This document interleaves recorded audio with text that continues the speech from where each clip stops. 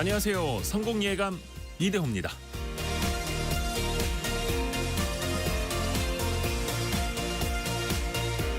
우리가 흔히 상장기업이라고 말하는 코스피, 코스닥에 상장된 회사는 공개회사, 공개기업입니다. 즉 일반 대중에게 소유 지분이 완전히 공개된 회사라는 뜻인데요. 더 쉽게 말하면 누구든지 주식을 매수하면 곧 이들 회사의 주인이 될 수 있다는 뜻입니다. 그런데 우리나라에서는 이 공개기업이라는 의미가 회사를 상장할 때만 반짝 쓰이고 맙니다.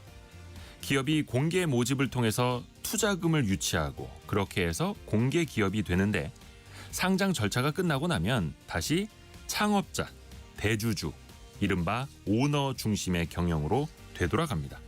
그리고 소액주주가 50%가 되건 70%가 되건 회사는 일반 주주들의 목소리에 귀를 기울이지 않습니다. 소액주주는 그냥 주식이나 사고 파는 사람 취급을 당합니다. 우리나라에서는 법적으로 회사와 경영진이 주주를 보호할 필요가 없게 되어 있습니다. 법이 그렇게 되어 있습니다. 그래서 경영진은 수십만, 수백만 명의 주주가 아니라 오로지 회장님, 사장님, 총수, 오너를 위해서만 일합니다. 그래서 상법을 개정하자는 움직임이 일고 있는 겁니다. 회장님이 들고 있는 주식 한 주와 소액주주가 가진 한 주는 다르지 않다는 겁니다. 모든 주주를 비례해서 보호해야 한다는 취지입니다. 10여 년간 목소리만 내다 끝났는데 이제는 분위기가 달라지고 있습니다. 대한민국 주식 투자자가 1,400만 명에 이르는 시대이기 때문입니다. 그중 한 명이 바로 여러분일 수 있습니다. 4월 18일 성공예감 이대호입니다. 지금 출발합니다.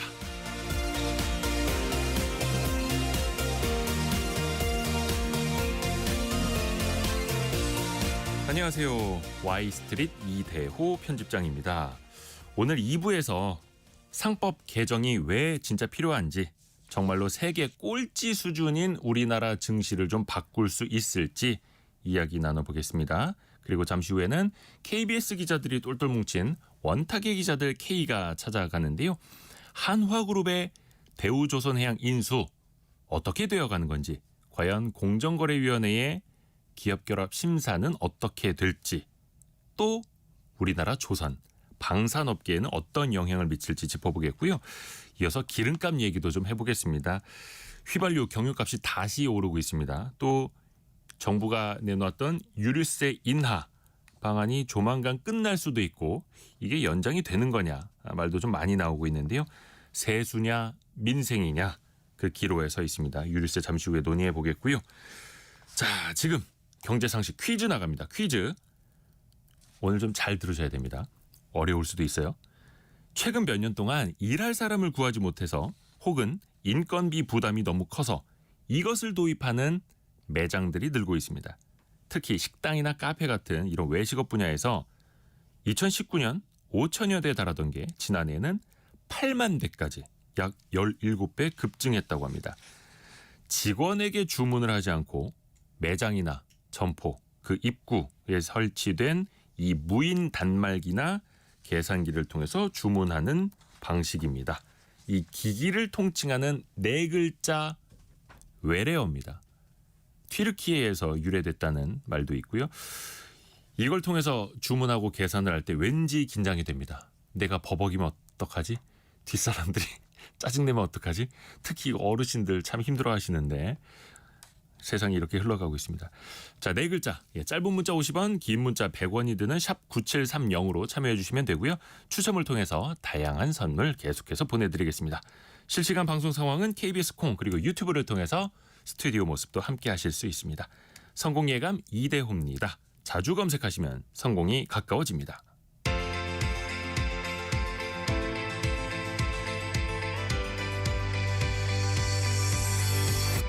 KBS 1라디오 성공예감 이대호입니다. 자, 화요일이죠. 참 좋은 경제연구소 이인철 소장 만나는 시간입니다. 어서 오세요. 네, 안녕하세요. 자, 밤사이 증시부터 정리해 볼까요? 자, 뉴욕 증시는 좋았습니다. 네. 뉴욕 증시 아마 그래프를 보시게 되면 거의 U자형, 상승세로 출발했다가 약세로 돌아섰다가 장마감에 또 상승하는 기분 좋은 마감을 했는데 네. 주요 지수가 0.3% 내외로 올랐습니다. 다우지수가 0.3%, S&P 500 지수도 0.33%, 나스닥도 0.28%로 소폭 상승을 했는데 이 본격적인 미국 증시는 이제 어닝 시즌이 개막이 됐습니다. 지난 주말부터 이제 은행주들이 실적의 포문을 열고 있는데 JP 모건을 비롯해서 시티은행, 네. 은행주들의 실적이 거의 대형 은행은 어닝 서프라이즈 수준입니다. 그래서 이번 주에 예정된 당장 내일대 이제 뱅크 오브 아메리카, 골드만삭스, 모건스테니아 같은 대형주들은 실적이 좋을 것으로 예상이 되고 있고 이외에도 뭐 이번 주에 테슬라, IBM, 램디서치와 같은 기술주들도 실적 발표를 앞두고 있습니다. 다만 이제 연준 내부에서는 사실 하반기에 가벼운 경기 침체 가능성을 언급하기 시작을 했죠. 그럼에도 불구하고 물가를 이유로 계속해서 이제 매파성 발언을 쏟아내고 있는데 이번 주에 워낙에 많은 연준 당국자들이 발언이 예상이 되고 있거든요. 그렇더라고요. 그래서 아마 이분들 발언은 아마 한결같이 예. 금리 더 올리겠다라고 할 것 같아요. 실제로 지금 이 페드워치의 이제 CME 연방 선물 기금 금리를 좀 보게 되면 5월에 기준금리 0.25% 추가 인상 가능성을 80% 넘게 반영을 하고 있기 때문에 아마 금리 인상 가능성 높고요. 그리고 코스피 상승 출발했다 지금 약보합세로 반전되고 있는 상황이거든요. 네. 어제까지 나쁘지 않았습니다. 개인 매수세로 7거래일 연속 올라서 2,570선에 안착을 했고 코스닥도 900선에 이제 안착을 했는데 오늘은 뭐 굉장히 보합 혼조 양상을 보이고 있습니다. 또 떨어지는 것도 많이 떨어지는 것도 아니고요. 그렇죠? 보합권에서 등락은 이어가더라고요. 자, 그리고 몇 시간 전에 나온 소식인데 미국이 인플레이션 감축법 이른바 IRA라는 걸 통해 가지고 전기차 보조금 지급 대상을 조금 줄여놓지 않았습니까? 근데 맞습니다. 우리나라 차종들이 역시나 예상된 대로 다 빠졌네요. 맞습니다. 확실하게 미국이 이제 이 보호무역주의의 어떤 이 본색을 드러내고 있습니다. 네. 최대 7,500달러 한 1,000만 원 가량의 전기차 보조금을 지급할 대상 16개 전기차 대상 차종을 일일이 발표했는데요. 하위 모델 포함하게 되면 22개인데 전부 다 미국산입니다. 네.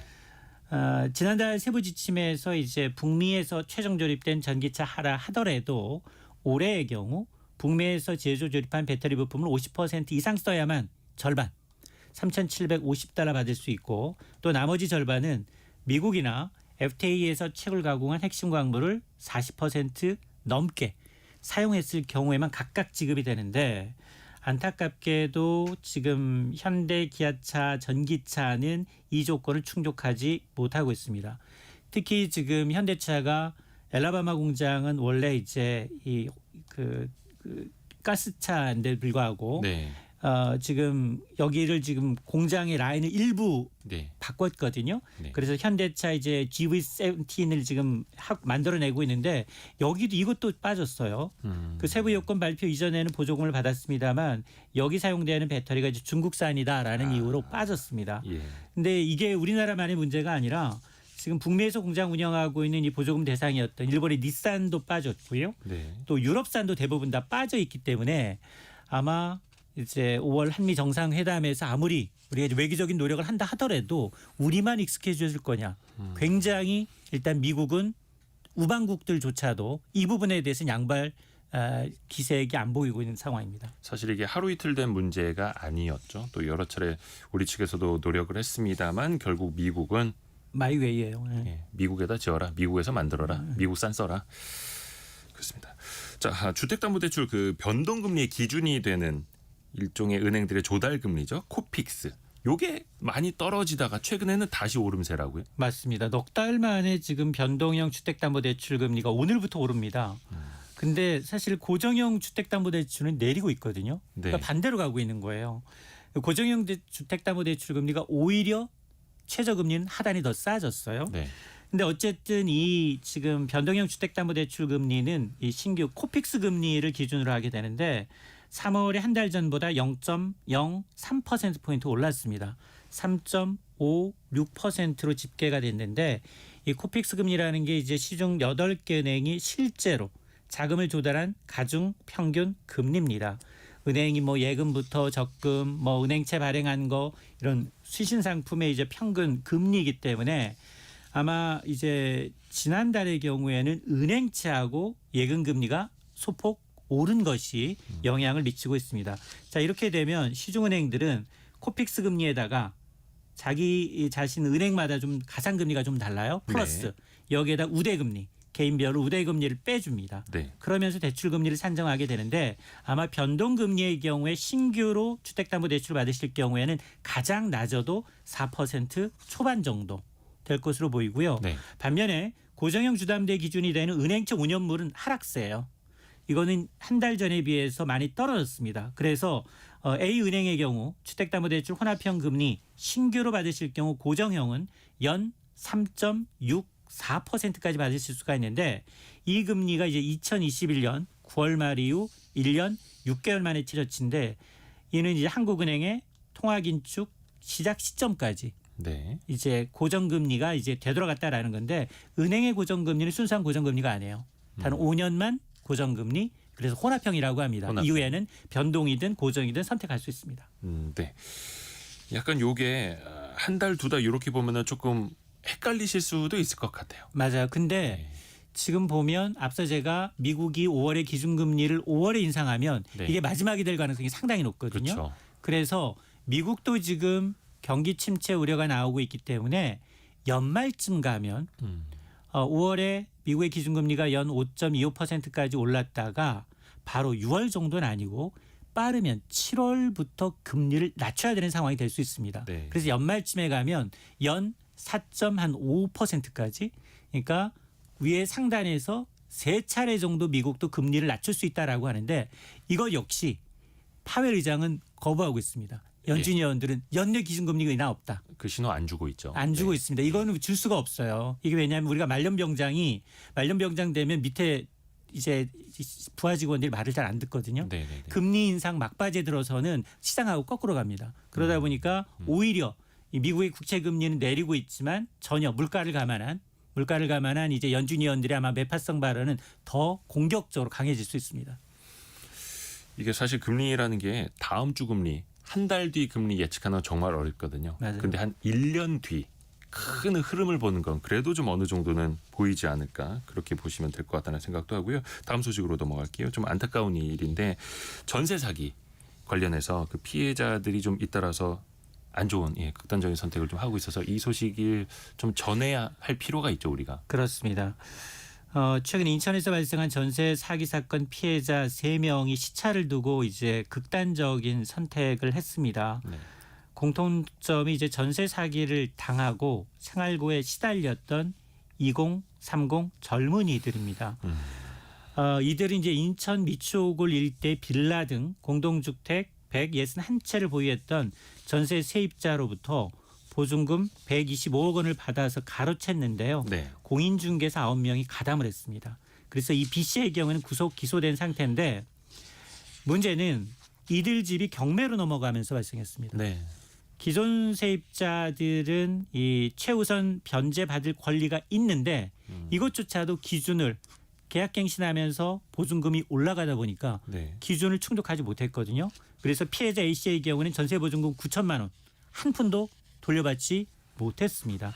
그리고 이분들의 경우에는 전세보증금도 사실 대출이에요. 그렇죠. 대출 이자 상환 압박에다가 그리고 원금까지 이제 물어야 되는 상황인데 얼마나 급했으면 한 피해자는 최근 어머니한테 전화를 걸어서 2만 원만 보내달라. 2만 원이요. 2만 원을 보내달라라고 할 만큼 생활고가 굉장히 극심했던 것으로 알려지고 있는데요. 정부가 사실은 지난 2월 이 세입자의 우선 변제금 금액을 조금 확대는 했지만 그나마도 이제 법 개정 이전에 전세 계약이 종료된 경우에는 무용지물이었습니다. 그래서 지금 많은 피해자분들이 그 경매로 넘기는 걸 잠정적으로라도 좀 중단시켜달라 이렇게 해법이 많이. 맞습니다. 해법이 왜냐하면 경매로 넘어간다 하더라도 재가격을 받기 어렵습니다. 그렇죠. 그러면 우선 거기 살고 있는 세입자가 일단은 전세보증금이 거기 껴있기 때문에 그렇죠. 세입자한테 우선권을 줘서 굉장히 낮은 금액으로 그 전세보증금을 인정해 주면서 인수할 수 있는 권한을 줘야 되는데 네. 아직 법적으로 그런 게 없어요. 아, 그러다 보니까 아마 오늘 국토부를 비롯해서 관련 당국이 모여서 일단은 경매를 잠정 중단하는 것에 대해서 논의를 할 것 같아요. 해야죠.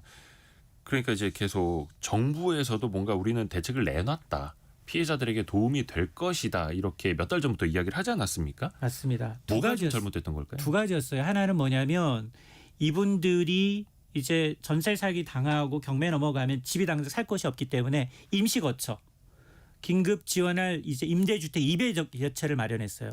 200여 채가 굉장히 또 입지도 상당히 좀 좋지 않은데 선호하지 예. 않은 구석이 있다 했고요. 또 네. 하나 피해자 가운데 그러면 200채 마련했는데 몇 명이나 들어갔냐? 8가구만 들어갔습니다. 아, 그래요? 예. 왜냐? 미추홀구 전세 사기 피해자만 3,000명이 넘어요. 자, 그러다 보니 이 긴급 주거 지원 역시 정부의 기대와는 달리 다른 방향으로 가고 있죠. 또 하나가 대출이에요. 이분들은 이제 원하면 이제 이 전세 사기 피해 확인서만 있으면은 저리로 한 네. 3억 원 이하의 전셋집을 구하는데 가구당 한 2억 4천만 원 가량 연 1에서 2% 저금리 지원하는데 이것도 마찬가지예요. 기존에 전세 보증금이 이미 대출로 이제 막혀 있어서 여기 지금 대출 이자를 갚지 못하고 있는 상황인데 이걸 또 대출을 받아야 되는 상황입니다. 조건이 상당히 까다롭다 보니까 여기 전세자금 대출이라는 게 소득, 자산 기준 충족하는 무주택자가 돼야 되는데 이런 것들이 이제 이 만족하는 분들이 없다 보니까 한마디로 이제 탁상 행정이 아니냐. 피해자들이 실질적인 도움을 받지 못하고 있는 전시 행정이다라는 이제 비난이 나오는 대목입니다. 그렇죠. 그러니까 진짜 이 대책이 실효성이 있었으면 이런 안타까운 사례가 잇따르지는 않겠죠. 다른 부동산 이슈 하나 체크를 좀 해볼게요. 한국토지주택공사죠. LH가 임대주택을 매입할 때 너무 좀 비싸게 매입한다 이런 지적들이 있었는데 요걸 조금 고칠 수 있는 방안이 추진된다고요? 맞습니다. 올해 초 이제 원희룡 국토부 장관이 야 세금이었으면 네가 이 집 그대로 샀겠냐라고 비판하면서 화제가 됐었는데요. 네. 매입 임대주택 사업자 크게 두 가지로 바꾸겠다는 겁니다. 네. 매입 임대주택이라는 건 LH가 기존 주택 매입해서 청년이나 신혼부부한테 저렴하게 공급하는 임대주택을 말하는데요. 두 가지예요. 하나는 이미 다 된 준공 후 이 매입주택과 있고 아니면 신축하고 있는 매입주택이 있다면 가격 상정 기준을 좀 다르게 하겠다는 겁니다. 준공 후 매입주택이라는 건 분명히 고분양가였기 때문에 미분양이었을 거고 네. 그러다 보니 이거는 원가 이하에서 살 수 있는 거 아니야? 원가 이하에 살 수 있는 매입하는 방법을 알아보겠다라는 거고 왜냐하면 악성으로 불리고 있기 때문에 충분히 LH 입장에서는 원가 이하로 미분양 주택을 매입하겠다라는 거고요. 또 이 신축 매입 약정의 경우에는 사전에 약정 계약을 맺고 준공한 이후에 매입하는 것인 만큼 감정 평가 금액으로 매입 가격을 책정하겠다라고 하고 있는데요. 올해만 이 제도를 개선해서 연내 한 2만 6천 호 정도를 매입한다고 합니다. 근데 이런 매입 단가를 좀 낮췄다면 낮아진 만큼 실제적으로 임대주택에 입주하시는 분들이 주거비 부담이 좀 줄어드는데 사용이 됐으면 좋겠습니다. 오늘 참 좋은 경제연구소 이인철 소장과 함께 경제뉴스 체크를 해봤습니다. 수고 많으셨습니다. 네, 고맙습니다. 고맙습니다.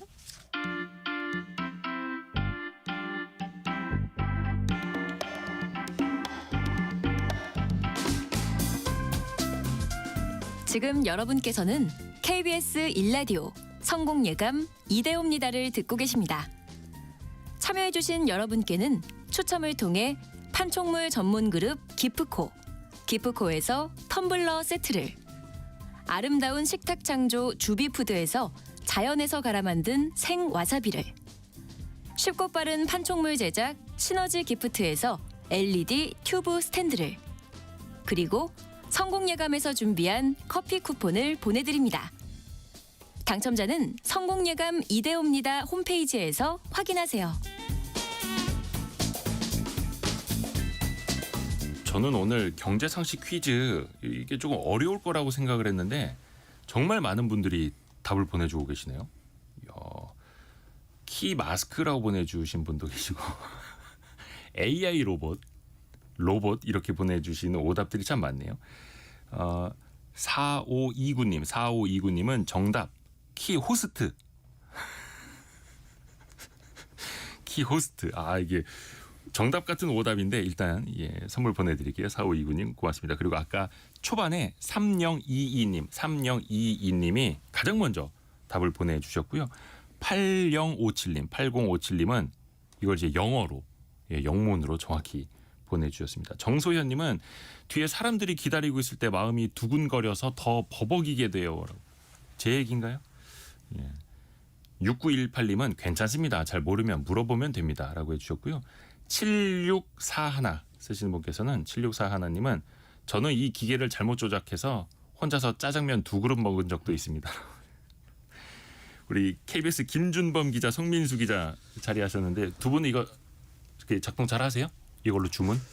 저도 솔직히 네. 조금 불편해요. 그리고 한참 들여다봐야 되고 뭐 네. 눌러야 되지 이럴 때가 많아서 늙었구나라는 생각이 우리 저도 항상 김준범 합니다. 기자는 40대, 뭐 중반입니다. 네. 성민수 기자는요? 저는 30대와 40대 경계에 있는데 저도 사람을 선호합니다. 그렇죠. 이게 말로 주문하고 싶은데 그리고 또 이 기계 자체가 매장마다 우리 인터페이스라고 다 하잖아요. 달라서 메뉴 네. 구조가 다 달라가지고 절차도 다르고 헷갈릴 수밖에 없습니다. 그 내가 원하는 메뉴가 무슨 단추를 눌러야 나오는 거지 이게 한참 맞아요. 헤맬 때가 많아요. 정말 네. 자주 가는 매장 아니면 누구나 헷갈립니다. 네, 그래서 뭐 조바심 내실 필요는 없고 서로 조금 도움을 좀 주시면 더 좋을 것 같아요. 오늘 원탁의 기자들 KBS 김준범 기자, 성민수 기자 함께 하는데요. 첫 번째 주제는 한화그룹의 대우조선 해양 그 인수 이야기를 좀 해보려고 합니다. 뭐 깊이 좀 들어가겠습니다만 일단은 한화그룹이 대우조선해양을 인수하려는 이유, 이걸 추진하는 이유 거기서부터 한번 시작을 해볼까요? 그 작년 8월에 한화가 이제 그 대우조선해양 특수선 부문 그러니까 군함과 잠수함을 살 수 있겠느냐 우리가 뭐 그런 의사를 한번 타진을 했었어요. 이게 지금 산업은행에서 관리를 하고 있잖아요. 근데 이제 산업은행에서는 안 된다. 사갈 거면 다 사가라. 네. 그렇게 하면서 이제 결국에 통으로 사게 됐다는 얘기가 전해지는데요. 근데 이제 그 이 군함을 왜 사려고 하느냐, 함정 부문을 왜 사려고 하느냐, 한화가 이제 그러니까 방산 업체로 좀 포트폴리오를 많이 바꿨잖아요. 특히 이제 2010년대 초반에 삼성 하나 빅딜을 하면서 삼성의 방산 부문을 다 가져왔고 최근에 이제 K9 자주포가 매우 잘 팔리기도 했고 네. 그룹의 성격 자체를 방산으로 전환을 하는데 이제 함정까지 있으면 포트폴리오상 좀 더 잘 갖춰진 회사가 아닌가. 뭐 그렇게 해서 이제 사업을 이쪽으로 간 것 같습니다. 그 모든 기업이 사실 제조업체는 대부분 이제 수직 계열화를 하고 싶어 하죠. 예. 그러니까 부품부터 조그만 부품부터 완성 제품까지 내가 다 만들 거야. 그러면 뭐 가격도 조정하기가 쉽고 그다음에 물량에 따라 뭐 가격이 비쌀 때 물량을 확 늘린다든지 시세가 안 좋은 물량을 줄인다 이런 게 쉽기 때문에 이제 수직 계열화하려는 목적이 하나가 이제 기본적으로 있는 것 같고 다만 그게 이제 그 업체에겐 좋지만 좀 이따 우리가 공정 얘기 때 나오겠지만 뒤집어서 얘기하면 그 시장에서는 이거 약간의 독점적인 지위를 누리는 거기 때문에 근데 한화는 그 독점적 지위를 누리고 싶은 거죠. 그래서 이제 인수를 하려는 게 아닌가. 그게 가장 대체적인 뭐 시장 해석인 것 같습니다. 조선업계에서는 사실 이게 그 함정 부문이 돈이 안 된다 이런 얘기도 조금 나오기는 하는데요. 네. 네. 근데 이제 좀 물어봤어요. 다른 업체들한테 물어보니까 일단 반은 맞고 반은 틀린데 네. 이제 전체적으로 매출이 많이 나오는 부문도 아니고 그 핵심이 되는 부문은 아니지만 이 영업이익률이 좀 높게 나오는 조선업 영업이익률 5% 달성하기가 아주 힘든데 이제 한 7, 8% 정도 영업이익률이 나오고 대신에 이제 그 고정비도 낮고 그 다음에 발주량도 일정하고 그래서 좀 회사에서는 좀 중요한 안정적으로 갈 수 있는 네.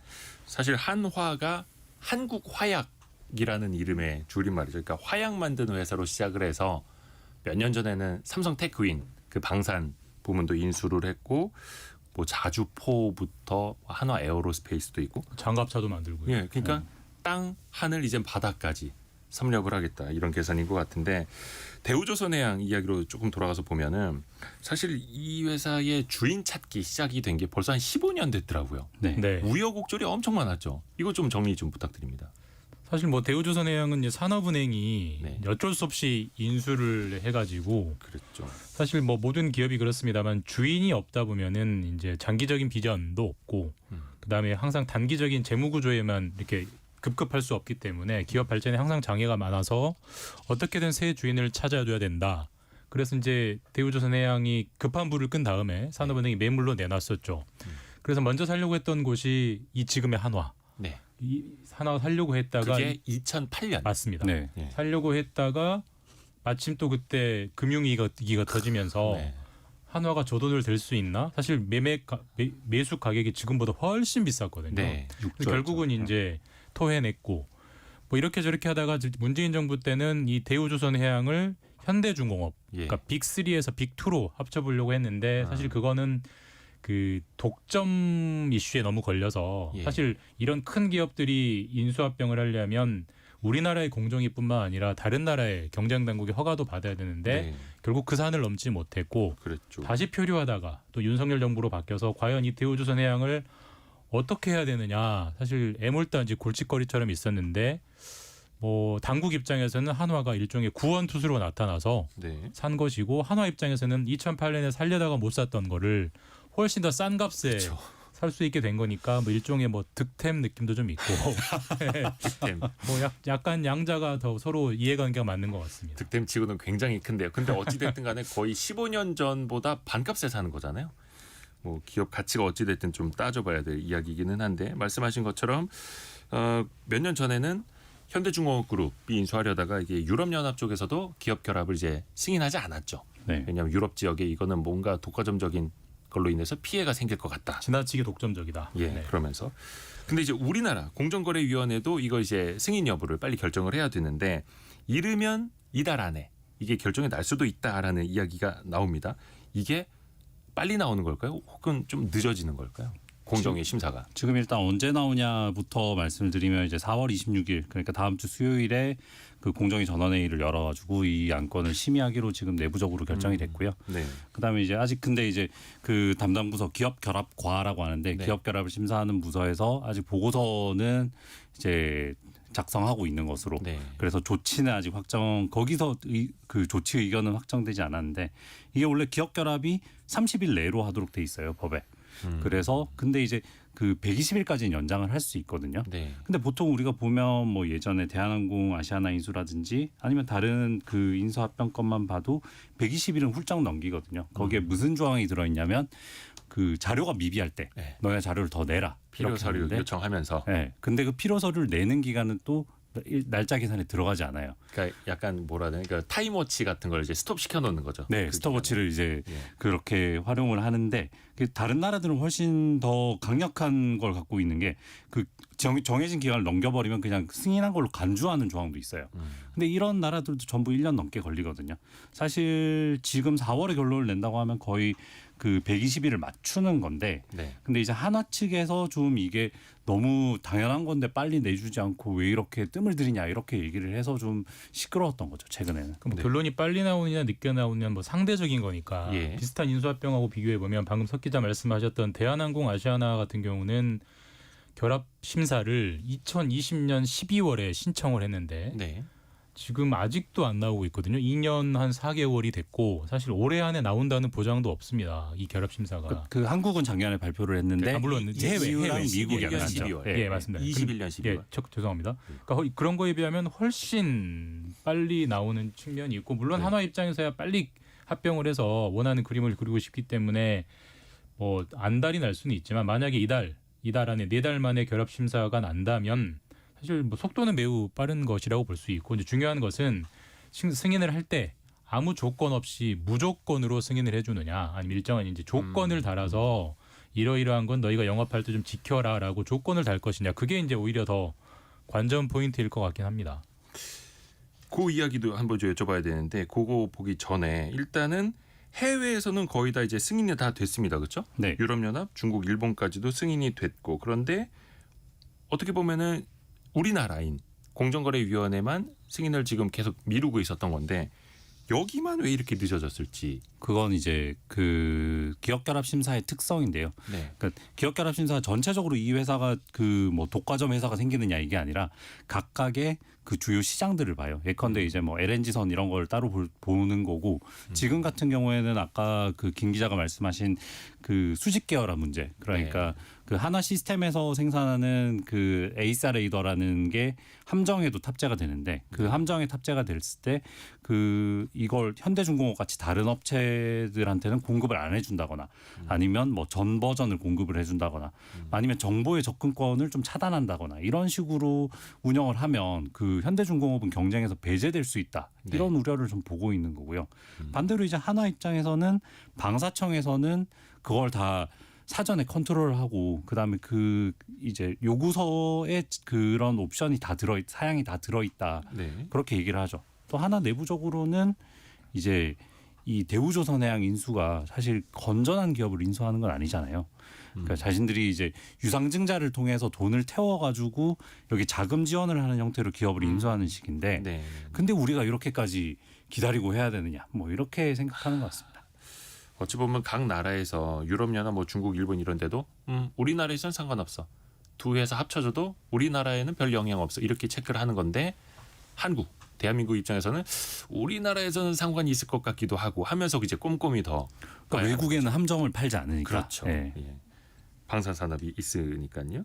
그래서 그 이야기가 대우조선해양을 이제 한화그룹이 가져가서 함정 군함까지 만들게 되면은 독과점으로 인한 폐해가 나타나지 않겠느냐. 또 일각에서는 HD 현대중공업그룹하고도 이게 좀 맞부딪힐 수도 있어서 영향이 없잖아 있을 것이다. 이런 이야기들은 좀 나오거든요.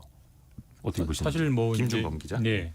그러니까 일단 뭐 승인을 하지 않을 것이라는 예측은 거의 없는 것 같고 승인을 할 것이라는 건 거의 이제 기정사실과 같은데 네.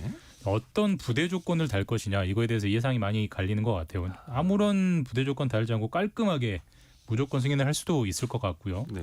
다만 아까 이제 말씀하신 대로 군함 부분에서는 경쟁 업체인 현대와 한진중공업 입장에서는 많이 불리해지는 게 사실이거든요. 그러니까 또 그 한화가 가지고 있는 방금 말한 에이사 레이더라든지 이런 네. 특정 기술은 이제 대우조선해양과 한 식구가 되면 아무래도 거기에 특혜를 주려고 하지 않겠습니까? 그런 것들을 하지 말라라는 어떤 일종의 행태 제한 조치 아하. 그런 것들을 달면서 아마 승인될 수도 있고 공정위가 조금 더 세게 나간다면은 특정 부문을 팔아라. 그러니까 매각까지 하는 그리고 구조적 제한 조치라고 하던데 그런 것까지 부도 조건을 달면서 승인을 할 수도 있겠으나 뭐 대체적인 예상은 뭐 행태 제한 조치에서 그 정도 부대 조건을 달고 승인하지 않겠느냐라는 예상이 공정위 출입하는 석 기자가 더 잘하실 것 같은데 그렇지 않나요? 정확합니다. 예. 그 일단 형식은 그 기업 결합화와 그 해당 국에서 심사국에서 이제 그 의견을 내면 구조적 조치든 행태적 조치든 의견을 내면 그 전원회의 위원들이 결정을 하는 형태를 띌 거고요. 이제 이게 처음에 누가 그런 문제 제기를 했느냐 그게 또 더 갈등을 키우는 원인이 됐는데 HD 현대 쪽에서 그러니까 현대중공업 쪽에서 이제 이렇게 의견을 제시를 했다고 우려가 있다고 공정위 쪽이 의견을 제시했다고 알려졌거든요. 그러니까 한화그룹이 대우조선 인수해서 결합시키면 네.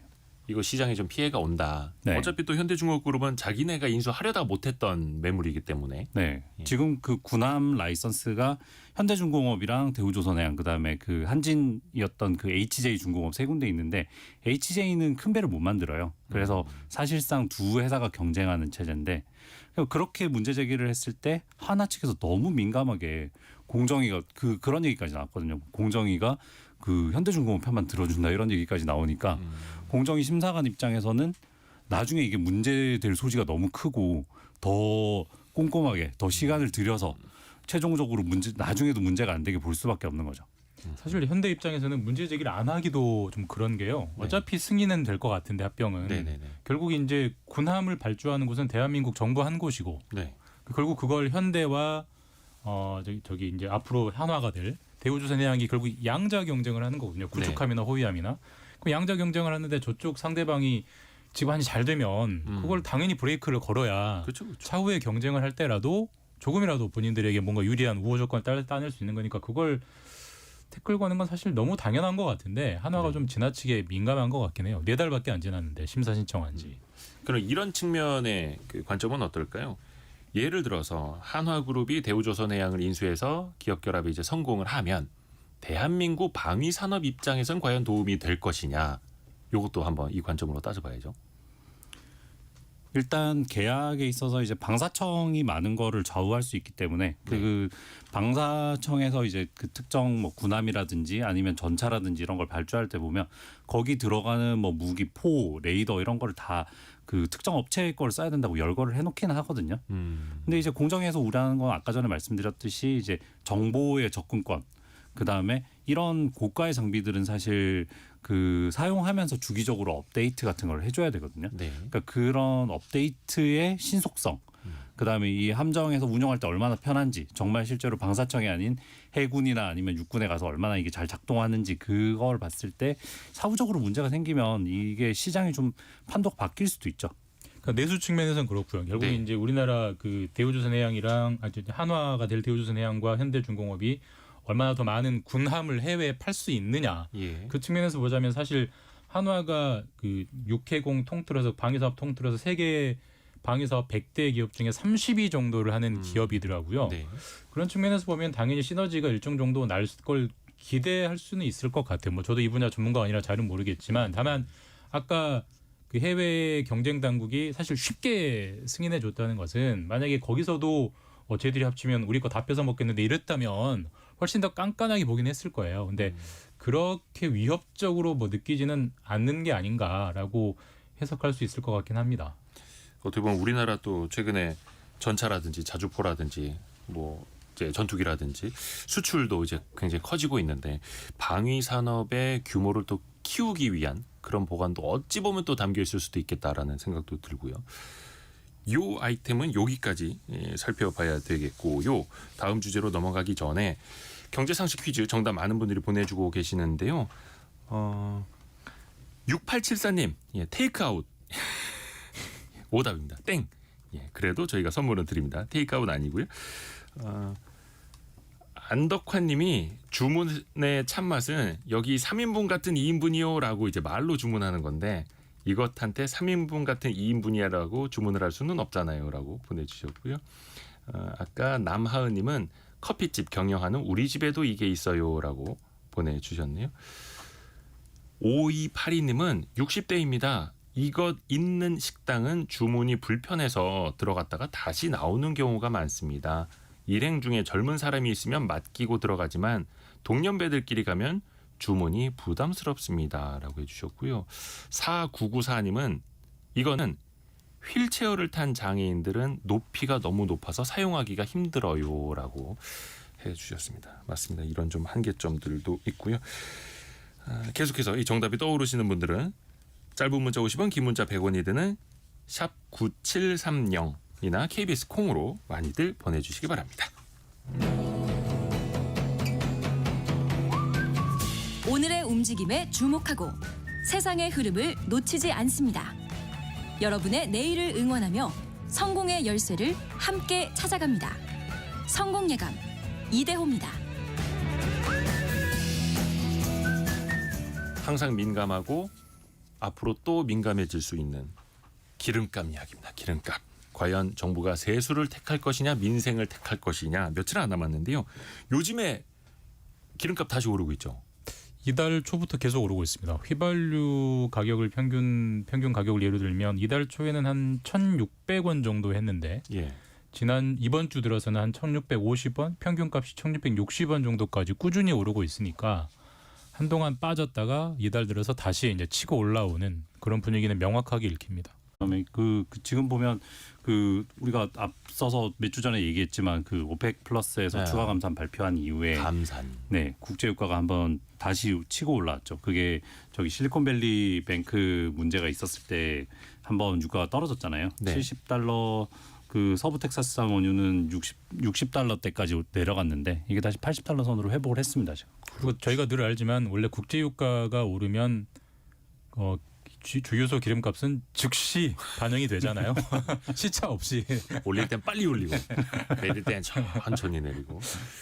그리고 또 이거 많은 분들이 이제 궁금해 하시는데 원래 일반적으로 휘발유 가격이 경유 가격보다 더 높았었는데 작년, 재작년에 한동안에는 이제 경유 가격이 더 역전이 됐었잖아요.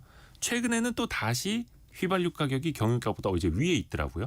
요 현상들은 왜 벌어지는 걸까요? 그러니까 일종의 비정상의 이제 정상화가 된 거죠. 원래 휘발유 가격이 이제 경유값보다 항상 비쌌었는데 네. 사실 작년에 한 7, 8개월 정도 경유값이 비쌌던 이유는 네. 러시아 우크라이나 전쟁에 따른 일시적인 현상이었거든요. 네. 사실 러시아 우크라이나 전쟁 때문에 경유 수요가 갑자기 늘어났는데 특히 유럽 지역에서. 또 경유를 생산하는 러시아의 생산량은 줄어들고 이 수급 요인 때문에 사실 우리까지 마치 풍선 효과로 네. 덤터기로 경유값이 올랐던 건데 이제 사실 이제 러시아 우크라이나 전쟁의 효과가 사실 이미 다 일상화적으로 반영이 됐고 수급도 좀 진정이 되면서 다시 경유값이 이제 정상적으로 휘발유값 아래로 내려간 거고 점점 그 격차가 휘발유가 점점 더 비싸지고 있습니다. 그리고 원래는 그 세금이 붙는 거 유류세 같은 경우도 보면은 경유보다는 휘발유에 더 많이 붙어가지고 그렇죠. 네. 어떻게 보면 휘발유 가격이 경유보다 더 위에 있는 게 사실은 정상이었는데 그리고 또 이제 중요한 게 유류세 네. 이게 인하가 거의 한 1년 반째 이어지고 있는데 이게 이제 조만간 종료되지 않습니까? 1몰제로 이제 이어지는 거다. 이달 보니까. 말까지. 이달 말. 네. 그래서 정부가 빨리 이거를 연장할지 여기서 끝낼지를 결정을 해야 되는데 어떻습니까? 현재로서는 가능성이? 일단 뭐 연장할 거냐 말 거냐에 대한 관측이 분분했는데 어제 기재부 장관 경제부총리가 최초로 일종의 좀 시그널을 줬습니다. 네. 국회 기재위에 나와서 여당 의원의 질문을 받았어요. 여당 의원들이 지금 민생이 안 좋고 경기가 침체되는데 네. 유류세 인하를 좀 연장해야 되는 거 아니냐 이런 좀 사실상 답정너식 질문을 좀 했고요.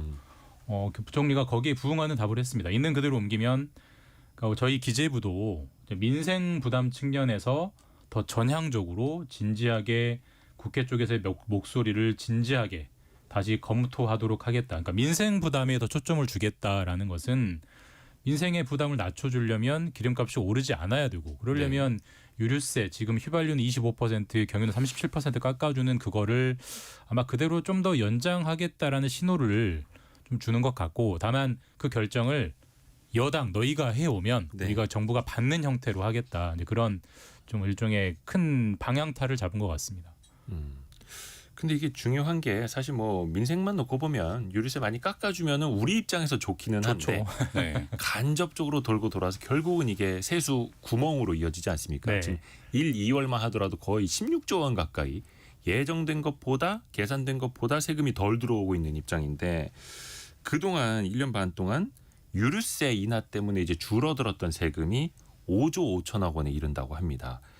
이게 또 마냥 우리가 또 반길 소식은 또 아니어서 이거 좀 어떻게 봐야 될까요? 그 5조 5천억 원이 이제 작년치죠. 작년치인데 그러니까 그 세수가 지금 부족하다고 얘기들을 많이 하잖아요. 사실 유류세만 정상화를 시키면 그 15조가 빠졌다고 했는데 15조 중에 기저효과로 그 제외할 게 있어서 한 6조 정도 되거든요. 네.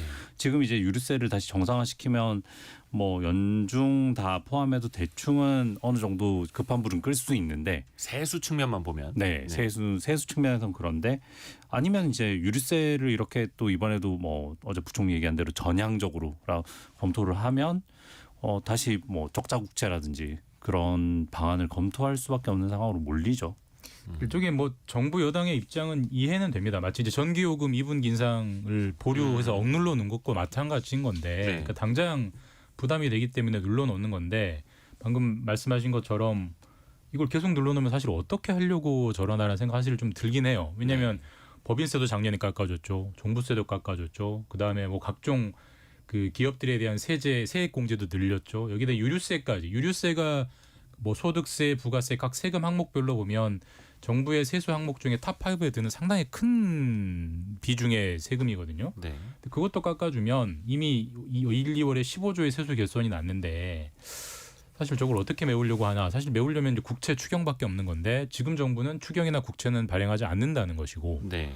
그럼 요술방망이를 가지고 있는 것인가라는 지금 당장 얘기 나오는 게 이제 소득공제를 손댄다는 건데 소득공제를 손댈 게 유력해 보인다는 관측이 나오는데 소득 공제를 줄인다는 거죠. 네, 네. 근데 공제폭을 이제 줄인다. 또 줬던 걸 뺏는 거라서 그렇죠. 그것도 쉽지가 않은데 결국은 어느 주머니에선가는 빼내야 되는 거라서. 근데 기름값을 올리는 것보다는 소득공제 혜택을 줄이는 게 저항이 적죠. 저항이 적죠. 네, 저항이 네. 적긴 하죠. 시차도 좀 있고. 어떻게 보면 이제 세제의 기술이라고 하는 거예요. 네. 그게 그래서 이제 기재부에서 쓰는 표현으로는 우리나라에서 좀 기름 좀 나왔으면 좋겠는데 그거는 안 되겠고 그래서 어찌됐든 간에 서민들 입장에서는 단돈 10원이라도 리터당 10원이라도 더 싼 주유소를 찾아다니게 되는데 그래서 최근에 이야기 많이 나오는 게 알뜰 주유소입니다.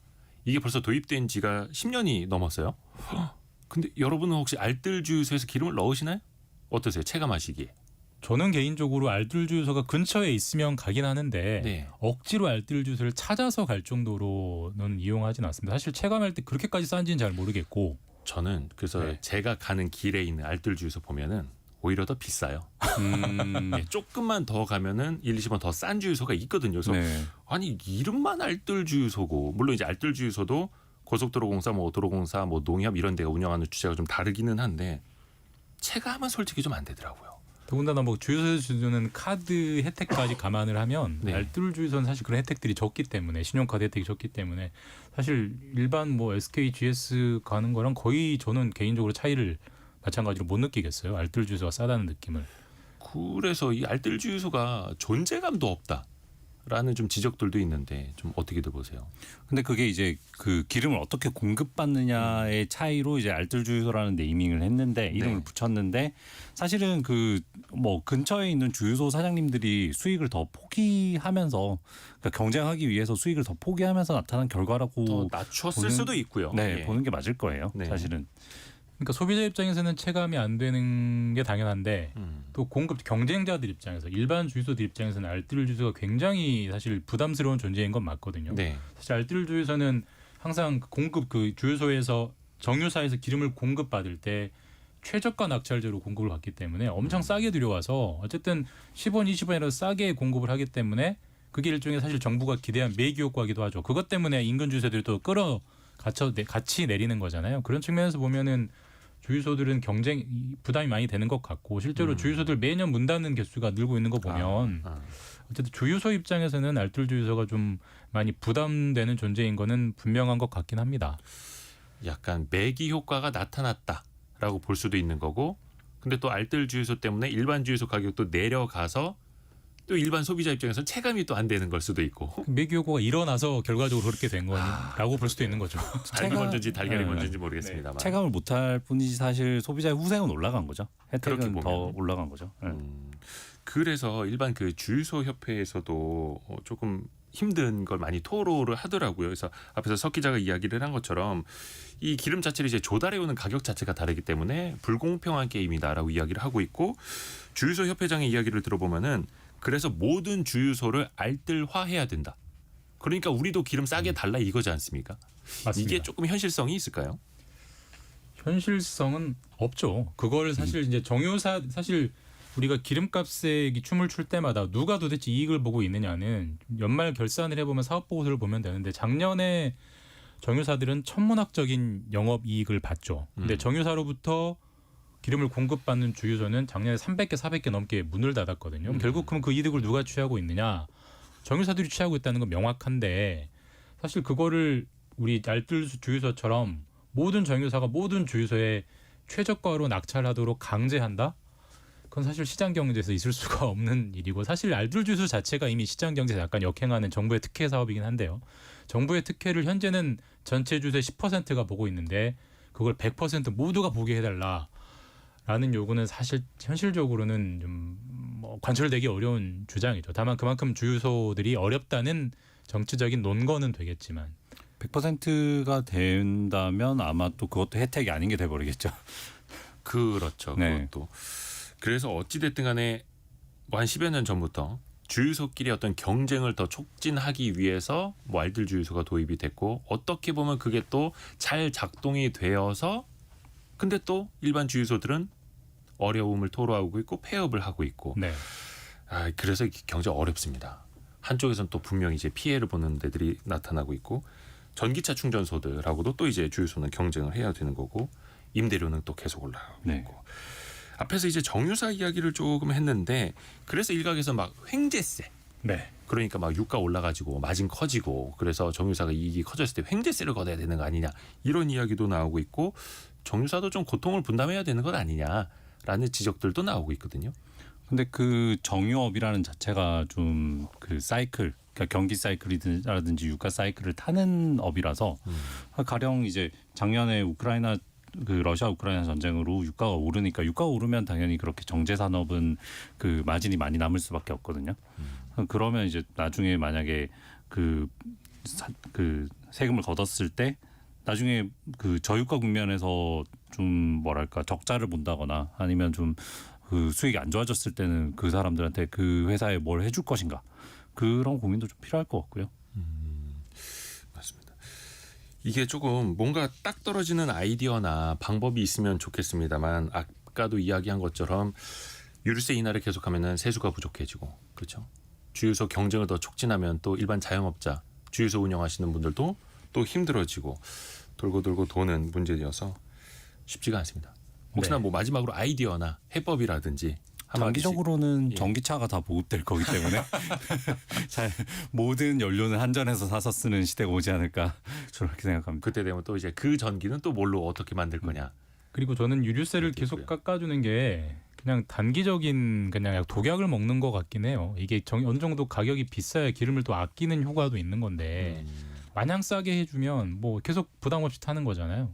이게 과연 아까 전기차 전환으로도 그렇고 당장 에너지 절약 측면에서도 그렇고 과연 이게 바람직한 거냐는 솔직히 약간 고개가 갸웃해지긴 합니다. 자, 오늘 원탁의 기자들 KBS 김준범 기자, 성민수 기자와 함께했습니다. 두 분 수고 많으셨습니다. 감사합니다. 고맙습니다. 자, 잠시 후에 저희 뉴스 좀 전해 듣고요. 오프닝에서 이야기를 해드린 것처럼 전 세계 꼴찌, 세계 꼴찌 수준의 우리 증시 어떻게 바꿔나가야 할지, 그 출발점이 어디일지, 상법 개정이 왜 필요한지에 대해서 이야기를 나눠보겠습니다. 그 이용우 의원 그리고 거버넌스 포럼의 김규식 회장 좀 기다리고 있는데요. 두 분 모시고 좀 깊이 있게 잠시 후에 이야기를 해보겠습니다. 10시 5분에 돌아오겠습니다. 잠시만요.